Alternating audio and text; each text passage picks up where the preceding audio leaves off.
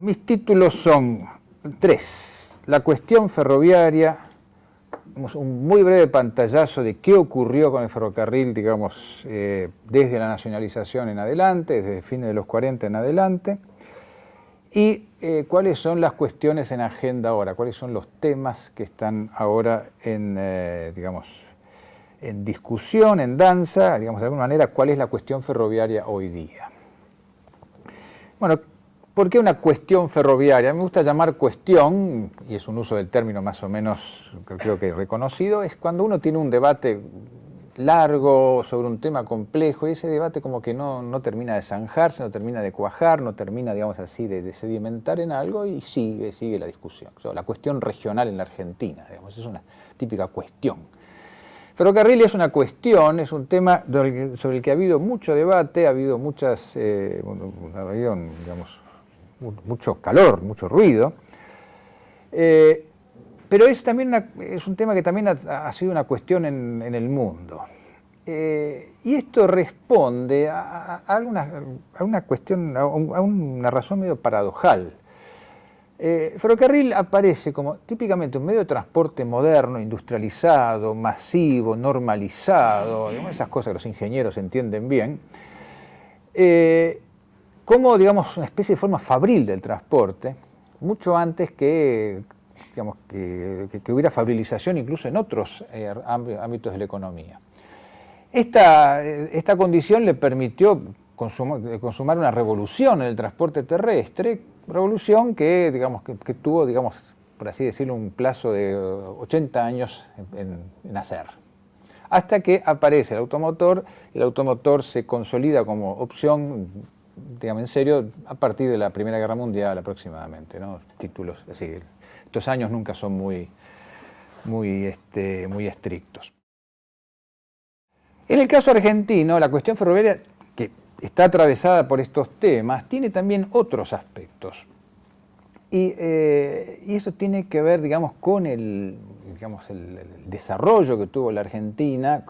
La Argentina, como todos sabemos, es un país de desarrollo reciente, que se ha construido en buena parte, sobre todo en lo que es, digamos, vamos a ser francos. Cuando uno habla de la Argentina, habla de la región pampeana. Cuando uno habla de las regiones, habla del resto del país. ¿No? La identificación entre la Argentina y la región pampeana es muy fuerte.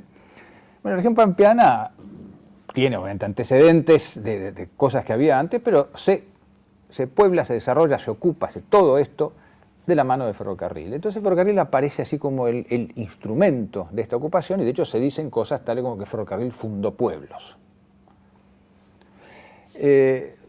No voy a entrar en los detalles de esta cuestión, yo creo que esta concepción es demasiado simplista, digamos, hay bastantes contraejemplos, si quieren ustedes después en las preguntas lo vemos. Lo que yo sí quiero marcar es cómo hay un cambio de contenido en el ferrocarril sigue siendo el mismo. El ferrocarril fue visto como el instrumento de un modelo agroexportador, etcétera, contrario a la industrialización, digamos la tesis de Scalabrini y Ortiz, había mecanismos objetivos para que esto pasara. Y después ese ferrocarril, cuando se lo nacionaliza, pasa a ser como el instrumento para el desarrollo, cuando en realidad el ferrocarril estaba haciendo exactamente lo mismo. Porque aparte, algo como el ferrocarril no cambia de forma de hacer las cosas, digamos, en 15 días. Tiene una inercia muy fuerte, tiene una determinada configuración de infraestructura que no se cambia. Está mucho menos centralizada en Buenos Aires de lo que uno está acostumbrado a pensar. En realidad son tres focos que irradian el ferrocarril, que son Buenos Aires, Rosario y Bahía Blanca. O sea, en ese sentido la red tiene más de malla de lo que uno pensaría. Pero lo cierto es que el ferrocarril va a seguir haciendo lo que hacía antes.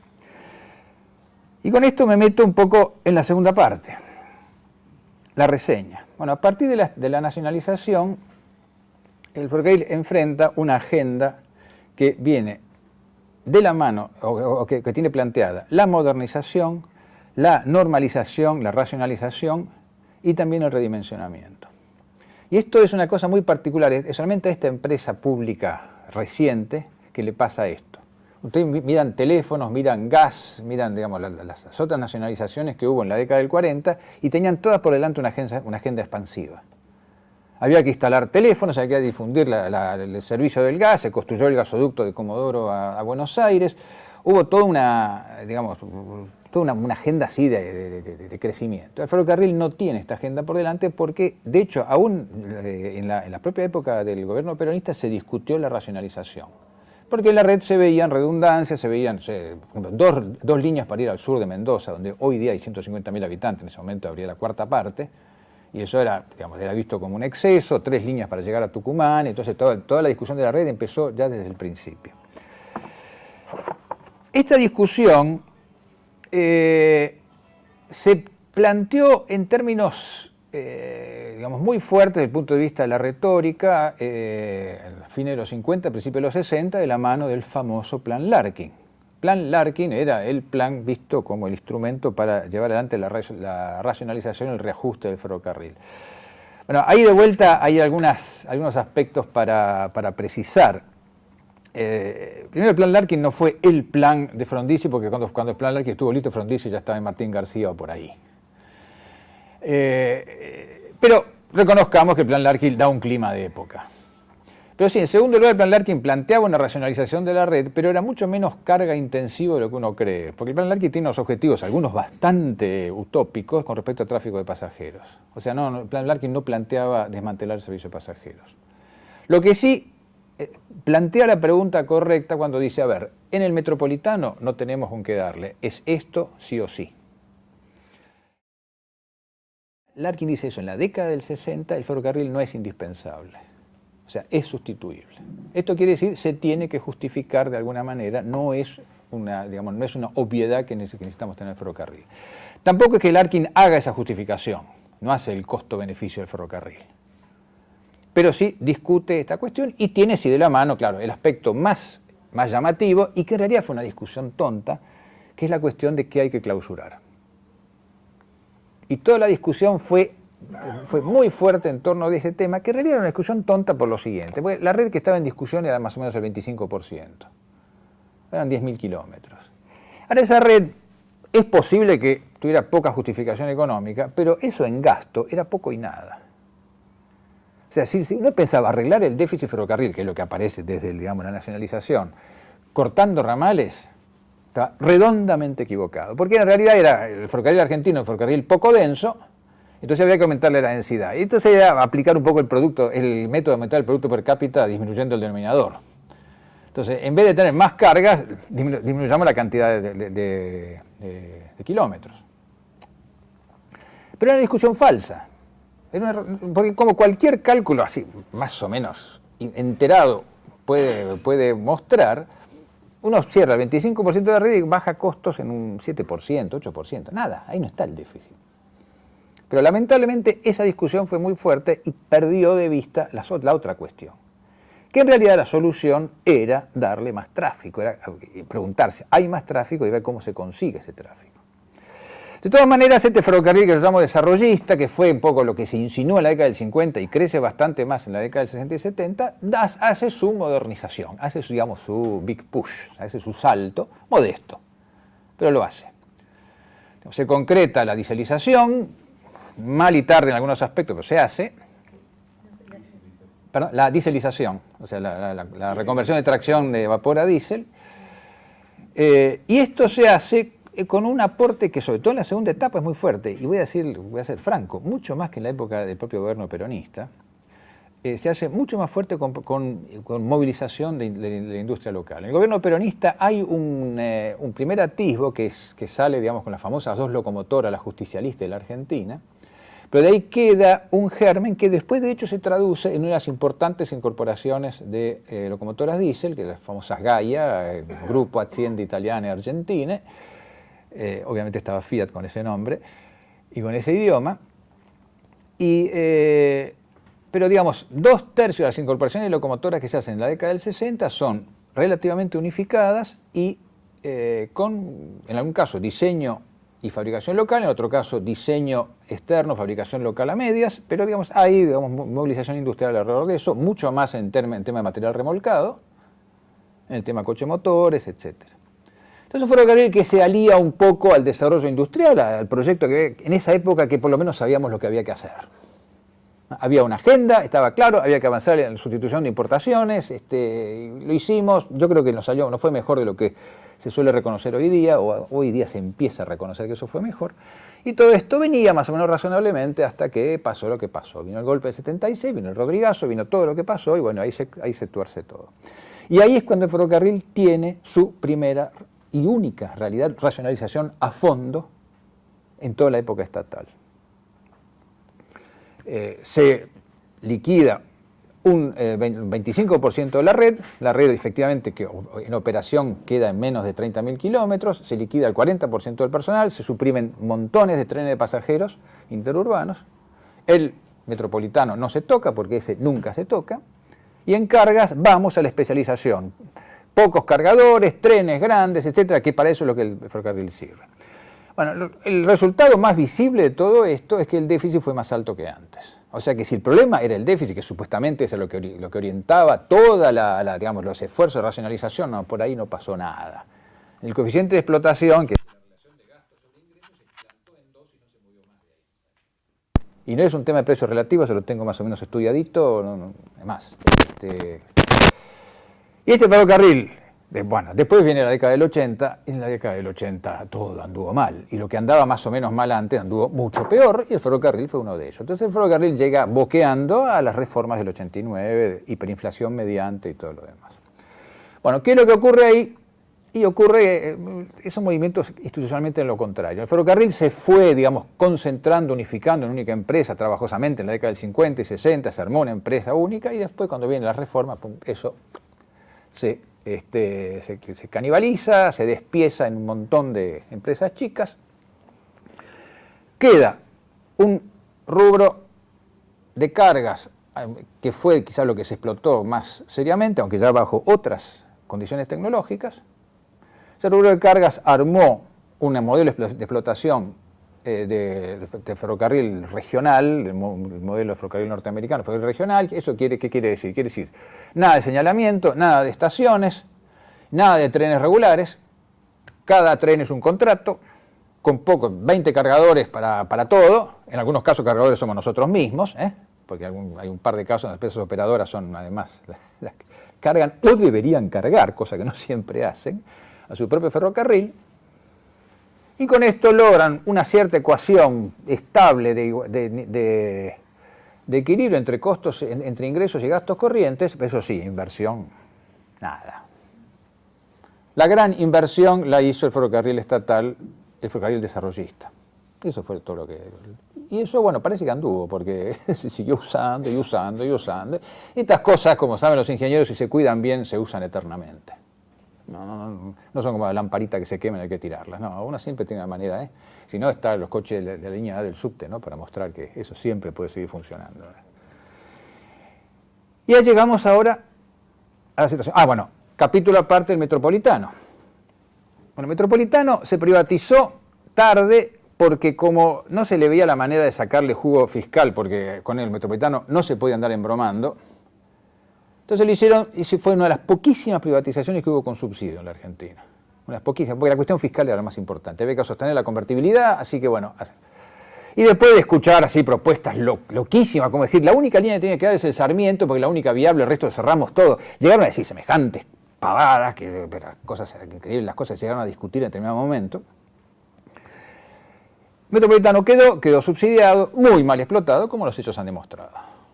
Hay, digamos, operadores mejores y peores, los que quedaron son los más rescatables, los otros fueron patéticos, por decir así, lo mínimo. Bueno, ¿cómo sigue todo esto? Y cómo sigue volviendo todo en manos del Estado. El metropolitano está casi todo en manos del Estado de vuelta. El de cargas, bueno, hubo uno que se privatizó mal, que fue el Belgrano, y les diré una cosa, ¿no? Que el que no logró ser privatizado en esa época terminó mal. Tan feas son esos tiempos que, sí, el Belgrano está transportando la quinta parte de la carga que transportaba históricamente. Los otros mantuvieron un volumen de carga más o menos aceptable, se prendieron tarde, pero se prendieron en el boom de granos. Estos transportan 10 millones de toneladas de granos, felicitaciones. El 10-12% de la producción de granos va en tren. Antes, cuando transportaban 8 millones, era el 25%. pero ahora transportan el 10, pero transportan más, se arreglan, van los trenes, van, vienen, y eso es todo. Pero dos de las líneas, las que estaban en manos de esta empresa ALL brasileña, terminaron en manos del Estado de vuelta, y ahora tenemos que ver qué hacemos con ellas. Tenemos un operador de pasajeros que ha sido francamente desastroso, que se llama Unidad Ejecutora del Programa Ferroviario Provincial, o algo más conocido comercialmente como Ferrobaires, y lo que está más conocido como ese terrible tren que va de Buenos Aires y a veces llega a Mar del Plata, a veces no. Eso realmente, y ojo, y esto yo lo digo muy seriamente, porque para quienes defienden a raja cincha la vuelta al Estado, yo quiero decir, miren, que eso estuvo en manos del Estado. Ferrobaires tuvo la oportunidad de convertirse en el operador de trenes de pasajeros de la Argentina. Le entregaron una línea que estaba en condiciones razonables, le entregaron material rodante, le entregaron material tractivo, todo le entregaron. Podía haber tenido, no sé, 6, 7 trenes diarios, por lo menos, llegó a haber 11, ¿no? Pero 6, 7 trenes diarios en verano a Mar del Plata, caminando con un violín. Llegaron a tener 3, y que llegaban mal y tarde, y esas cosas.